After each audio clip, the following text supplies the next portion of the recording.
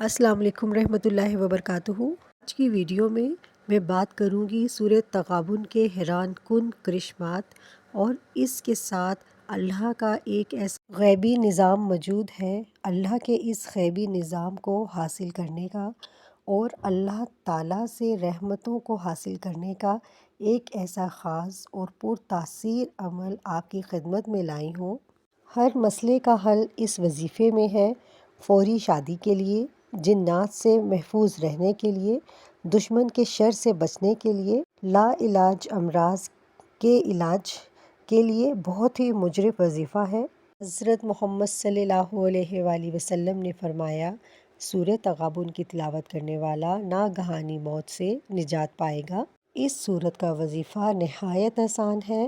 اب میں آپ کو اس کے عمل کا طریقہ بتاتی ہوں۔ دن میں آپ جس نماز کے بعد بھی فارغ ہوں، آپ کو ٹائم ملے تو آپ اس وظیفے کو کر سکتے ہیں۔ آپ نے 3 بار درود ابراہیمی پڑھنا ہے۔ اس کے بعد آپ نے 3 بار سورہ تغابن کو پڑھ لینا ہے۔ اس کے بعد پھر آپ نے 3 بار درود ابراہیمی پڑھ کر اللہ سے گڑ گڑا کر عاجزی کے ساتھ اپنی حاجات کو پیش نظر رکھ کر دعا مانگنی ہے۔ اگر آپ 3 بار نہیں پڑھ سکتے تو 1 بار پڑھنے کا معمول بنا لیں۔